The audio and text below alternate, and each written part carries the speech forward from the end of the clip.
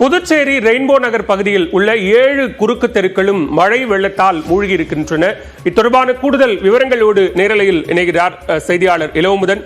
இளவமுதன், புதுச்சேரியை பொறுத்தவரைக்கும் மழை என்பது இன்னும் தொடர்ந்து கொண்டிருக்கக்கூடிய ஒரு சூழல் இருக்கிறது. நீங்க இருக்கக்கூடிய பகுதிகளில் மழையின் தாக்கம் என்னவாக இருக்கிறது? விவரங்களை பதிவு செய்யலாம் இளவமுதன்.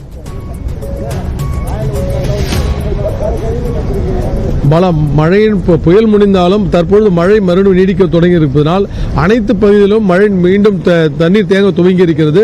தண்ணீரை வெளியேற்றுவதுதான் அரசுக்கு பெரிய பணியாகவே இருக்கிறது. ஏனென்றால் நகர பகுதியில் உள்ள அனைத்து பகுதிகளிலும் தண்ணீர் இருப்பதை பார்க்க முடிகிறது. இப்பொழுது நாம் இருக்கும் இடம் ரெயின்போ நகர். இந்த பகுதியை சுற்றி மழைநீர் அனைத்து எல்லா 7 கிராஸ் சாலைகளிலும் மழை தேங்கி இருக்குது. இடுப்பளவு தண்ணீரில் தான் மக்கள் வெளியே செல்ல முடியாத நிலையில் இருக்கிறார்கள். அவர்களை வெளியேற்றுவதற்கு படகுகள் மூலம் காவல்துறையினரும் பேரிடர் மீட்பு குழுவும் ஈடுபட்டிருக்காங்க. இந்த பணியில் ஈடுபட்டிருக்கும் தொகுதி சட்டமன்ற உறுப்பினர் ஜான்குமார் கேட்போம், என்ன மாதிரி பாதிப்பு இந்த பக்கம் ஏற்பட்டிருக்கு சார்?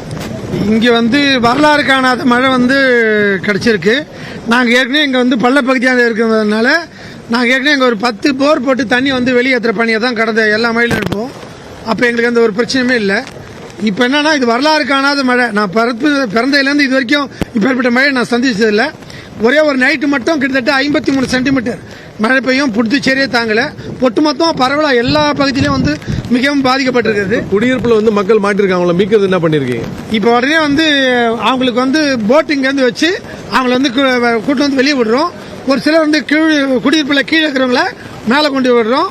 மேற்கொண்டு அவங்களுக்கு வாட்டர் பாட்டிலும் பிரெட்டும் பால் மற்றபடி பிஸ்கட் பாக்கெட் இது மட்டும் சப்ளை பண்ணுகிறோம்.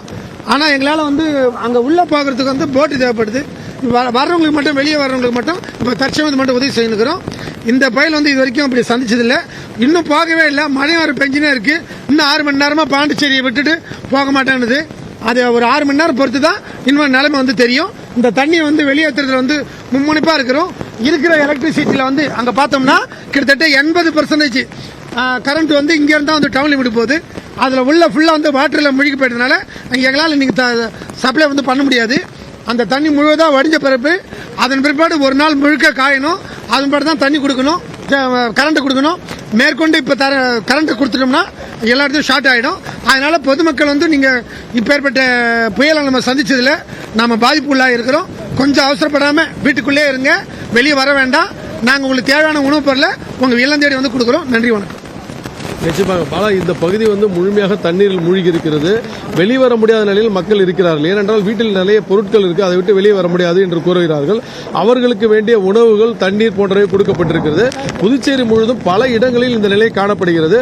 அரசாங்கத்தை நம்ம ஏற்கனவே குறிப்பிட்டுள்ள அரசாங்கத்துக்கு இந்த தண்ணீரை வெளியேற்றுவதும் நிவாரண முகால் தங்கியிருப்பதும் உணவு கொடுப்பதும் தான் மிகப்பெரிய பணியாக இருக்கிறோம்.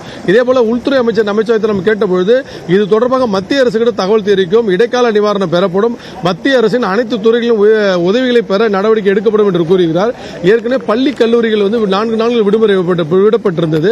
இந்த விடுமுறை இன்றோடு நிறைவேறுவதால் அதுக்கடுத்த நடவடிக்கை என்ன என்று குறித்து பள்ளிகள், கல்லூரிகள் அனைத்தும் நிவாரண முகாம்கள் தற்போது உள்ளன. அவை எப்பொழுது திறப்பது என்பது குறித்து ஆலோசித்தான் முடிவு செய்யப்படும் என்று கூறுகிறார். அப்படி பார்த்தால் தற்பொழுது பள்ளி கல்லூரி திறப்பதற்கான வாய்ப்பு இல்லை என்று தெரிகிறது பாலா.